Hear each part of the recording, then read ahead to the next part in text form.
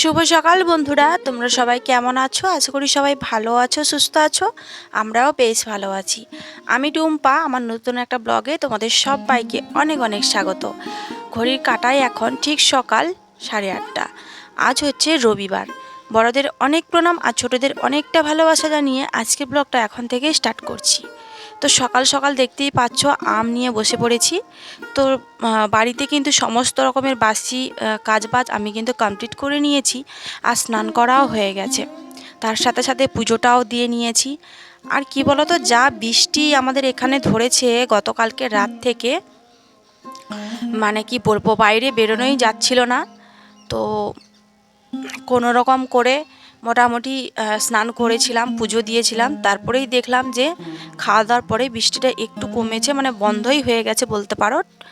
তো সেই জন্যই দেখো চলে এসেছি কলপাড়ে। তো চলো আজকের ব্লগটা একটু স্কিপ না করে প্রথম থেকে শেষ পর্যন্ত দেখতে থাকো। আশা করছি আজকের ব্লগটা তোমাদের একটু হলেও ভালো লাগবে। তো খাওয়ার পরে এই যে দেখো গতকালকের বাসি হাঁড়ি, তারপরে হচ্ছে তোমার এই যে বেশ কয়েকটা থালা বাসন বেরিয়েছে। তো এগুলো এখন মেজে ধুয়ে পরিষ্কার করে নেব। ওদিকে মামাম সোনা এখন পড়তে বসে গেছে। তোমরা তো দেখলেই মামামকে খাওয়াচ্ছিলাম, তারপরেই ও পড়ছে। তো আমি এই জন্য হাতের কাজগুলো টুকটুক করে করে নিচ্ছি। যেহেতু আশিবাসি কাজ কোনো কিছুই আজকে তোমাদের সঙ্গে শেয়ার করিনি, ভাবলাম রোজ দিনই তো তোমাদের সঙ্গে শেয়ার করি বাসি কাজকর্ম, কিন্তু আজকে আর শেয়ার করব না। প্রত্যেক দিনে ওই একঘেয়েমি কাজ না শেয়ার করতে একেবারেই ভালো লাগে না। যাই হোক, ভিডিও শুরুতে তোমাদেরকে বলি, তোমরা প্লিজ আমার কথাগুলো একটু মন দিয়ে শোনো। তোমরা কিন্তু একেবারেই আমার ভিডিও দেখছো না। আমাকে কিন্তু তোমরা অনেকের প্রবলেম জানাচ্ছ, বাট আমি তোমাদের সেই প্রবলেমগুলো সলভ করছি একটু একটু করে। কিন্তু তোমরা একেবারেই আমাকে ভালোবাসা দিচ্ছ না। মানে অনেকে সাবস্ক্রাইব করছো, আবার আনসাবস্ক্রাইব করে চলে যাচ্ছ। তো দেখছি মানে আমার সাবস্ক্রাইবার 300 হতে যাচ্ছে, আবার সাবস্ক্রাইবার কমে যাচ্ছে, এরকম একটা ব্যাপার। আর ওয়াচ টাইম একেবারেই বাড়ছে না। তো তোমাদের কাছে আমি প্রত্যেক দিনই রিকোয়েস্ট করি, আজও করছি, যে তোমরা প্লিজ একটু সাপোর্ট করো। মানে আমরা একে অপরকে যদি সাপোর্ট না করি তাহলে আমরা কিছুতেই এগোতে পারবো না। তোমাদের চ্যানেলে গিয়েও আমি অনেকের ভিডিও দেখে আসি, লাইক করে আসি, কমেন্ট করে আসি, কিন্তু মানে সত্যি তোমরা আমাকে কতটা ভালোবাসা দিচ্ছ আমি সত্যি মানে বুঝতে পারছি না। যাই হোক, একদিনে সব কিছু সম্ভব হয় না। তো ইউটিউবে সফলতা পেতে গেলে ধৈর্য ধরে থাকতে হয়, তাই না? তো দেখা যাক ঈশ্বর আমার কপালে কি রেখেছে। জানি না আমি ইউটিউব থেকে কতটা কি করতে পারবো, সেটাও জানি না। আর জানি না সময়ের মধ্যেও আমি মানে আমার সমস্ত ফর্মালিটিস ফিল আপ করতে পারবো কি না। যেমন হচ্ছে তোমার 1 বছরের মধ্যে 4000 ঘন্টা ওয়াচ টাইম আর 1000 সাবস্ক্রাইবার, সত্যি করতে পারবো কি না জানি না। যাই হোক, ওদিকে যে স্নান করেছিলাম, তো ভিজে জামা কাপড়গুলো ছিল, তো ওগুলো এখন মিলে দিয়ে এসেছি। রোদ্দুর তো এখনও বেরোয়নি, তো সেই জন্য ভাবলাম চলো মিলে দিই, জলগুলো ঝরে গেলে পরে হাওয়া বাতাস পেয়ে শুকিয়ে যাবে। আর এদিকে দেখো মামাম সোনা বেশ কয়েকটা গামছা একেবারে বউ সেজে সেজে নোংরা করে দিয়েছে। গামছা পরেই বউ সাজে, সেগুলো একেবারেই ময়লা হয়ে গেছে। তো আমার কি বলতো, বর্ষাকাল হোক আর যাই হোক, আমার কিন্তু নোংরা জিনিস আমি একেবারেই ফেলে রাখতে পছন্দ করি না।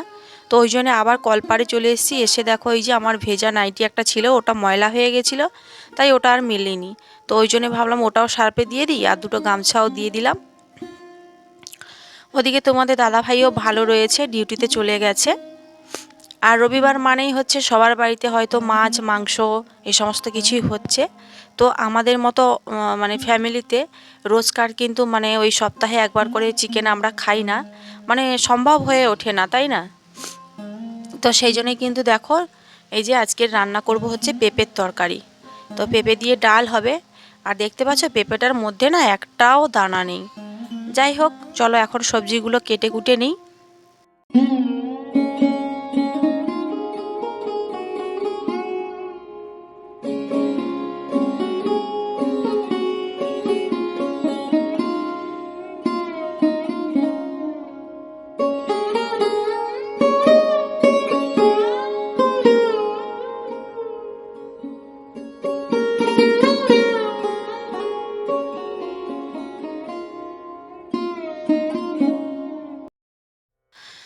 তো তো দেখো এই যে রবিবার মানেই তো মানে সবার বাড়িতে মাছ মাংস ডিম হয়েই থাকে, তো আমাদের তো সেটা হবে না।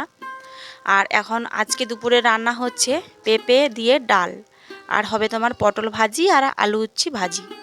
তো এটাই হচ্ছে আজকে দুপুরের মেনু। আর জানো, এখানে না প্রচণ্ড তো বৃষ্টি হচ্ছে, আর বৃষ্টির মাঝখানে না বৃষ্টিতে ভিজে ভিজে যখন কাজ করছি ঠান্ডা লেগে যাচ্ছে। আমার তো সর্দি মানে এসেই গেছে বলতে পারো, সর্দি লেগে গেছে।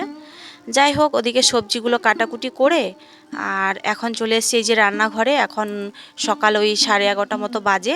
আর মামাম সোনা গেছিলো ওই বাড়িতে, ওর ঠাম্মির কাছে গেছিলো, এইমাত্র এসছে। সেই যে দেখো না দুষ্টুমি শুরু করে দিয়েছে।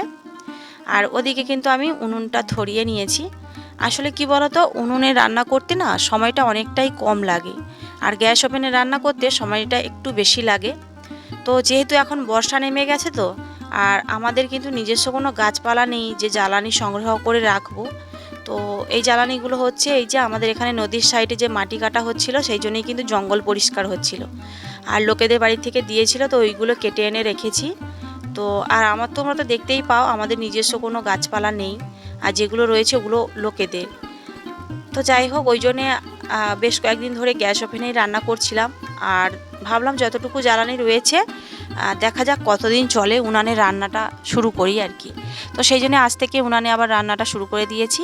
ওদিকে পটল ভাজি বসিয়ে দিয়েছি, আর এদিকে দেখো পেঁপে দিয়ে ডালটা এখন আমি সম্বরা দিয়ে ছুঁকে নিলাম। আর ডাল পেঁপে দিয়ে ডাল খেতে না আমার খুব ভালো লাগে, ভীষণ ভালো লাগে পেঁপে দিয়ে ডাল খেতে। আর মামাম সোনাও খেতে ভালোবাসে, তোমাদের দাদা ভাইও। আমাদের বাড়িতে সবাই আমরা পেঁপে দিয়ে ডাল, এমনি শুধু ডাল, উচ্ছে দিয়ে ডাল, এ সমস্ত খেতে আমরা ভীষণ ভালোবাসি। তার সাথে শাক ভাজা খেতেও ভালোবাসি। আর পটল ভাজা তো মামাম সোনার সব থেকে ফেভারিট। তোমাদের প্রত্যেক দিনই ভিডিওতে বলি, তোমরা দেখতেই পাও যে রোজকার দিনই কিন্তু আমাদের বাড়িতে কিছু হোক না হোক পটল ভাজাটা হয়েই থাকে। কারণ কি বলতো, এই পটলের সিজন যতদিন থাকবে আমাদের বাড়িতে পটল ভাজাটা ঠিক ততদিনই হবে। কারণ মেয়ে খেতে ভালোবাসে। তোমাদের দাদাভাই যদি বাড়িতে থাকতো, ও মেয়ের জন্য কিন্তু পটল অবশ্যই আনবে। বাজার করতে গেলেই পরে মামামের জন্য পটলটা অবশ্যই মনে করে নিয়ে আসতো। আর আমিও নিয়ে আসি, কারণ যে যেটা খেতে ভালোবাসে, নিজের সন্তান যেটা খেতে ভালোবাসে, সেটা প্রত্যেক বাবা মারই মনে একেবারে মানে কি বলবো, খাতার পাতায় লেখা থাকে যে আমার সন্তান এটা খেতে ভালোবাসে, ওটা খেতে ভালোবাসে, তাই না? যাই হোক, এদিকে রান্নাটা কিন্তু কমপ্লিট হয়ে গেছে। দেখো এখানে রয়েছে উচ্ছে আলু ভাজা, তার সাথে রয়েছে তোমার পটল ভাজা, আর ওদিকে হয়েছে তোমার পেঁপে দিয়ে ডাল। তো এগুলো এখন আমরা খাবারটা বেড়ে নেব। তো ভাবলাম চলো তোমাদের সঙ্গে শেয়ার করে দিই যে কি কি রান্না হয়েছে। ডালটা কেমন দেখতে লাগছে অবশ্যই কিন্তু কমেন্ট করে জানাবে। আর পেঁপে দিয়ে ডালটা খেতে জাস্ট অসাধারণ হয়েছিল।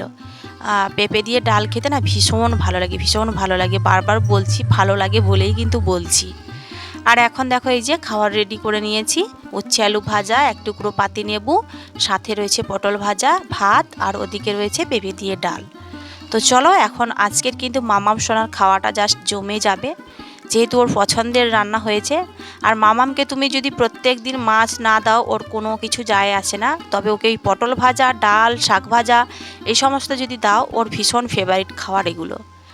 যাই হোক, সারা বিকেল ভোর তোমাদের সামনে আসতে পারিনি, ফোনে একেবারেই চার্জ ছিল না, চার্জে বসিয়েছিলাম। আর এদিকে মামাম সোনা দেখো দুষ্টুমি করছে। মামামের পড়াশোনা কমপ্লিট হয়ে গেছে। তো একজন দিদিভাই আমাকে বাংলাদেশ থেকে কমেন্ট করেছে যে তোমার মেয়ের বয়স কত, তোমার মেয়েকে স্কুলে সারাদিনে কতবার খেতে দেয়। তো আমার মেয়ের বয়স হচ্ছে এই যে মে মাসে 5-এ পা দিল। আর মামাম সোনা তো এখন আইসিডিএস মানে অঙ্গনওয়াড়িতে খাবার পায়। তো সেই জন্যই কিন্তু সকালবেলা হচ্ছে অঙ্গনওয়াড়ি থেকে খাবার আনা হয়, আর হচ্ছে 10টার সময় কিন্তু ওকে প্রাইমারিতে ভর্তি করে দিয়েছি। অনেক স্বপ্ন, অনেক ইচ্ছে ছিল জানো, যে নিজের সন্তানকে একটা প্রাইভেট স্কুলে ভর্তি করব, একটু ভালো করে পড়াশোনা করাবো। তো সেটা আমাদের সংসারের পরিস্থিতি দেখে আর হলো না। স্বপ্ন ওই যে হয় না, মানুষের জীবনে অনেক স্বপ্ন, অনেক আশা, ইচ্ছে সমস্ত কিছু থাকে, কিন্তু ওই যে পরিবেশ পরিস্থিতি এমন হয়ে যায় যে সেই স্বপ্নগুলো কখনোই পূরণ করা যায় না। তো জীবনে একটা স্বপ্ন আমার পূরণই হলো না, যে নিজের সন্তানকে প্রাইভেট স্কুলে ভর্তি করা বা একটু ভালো করে পড়াশুনো করানো।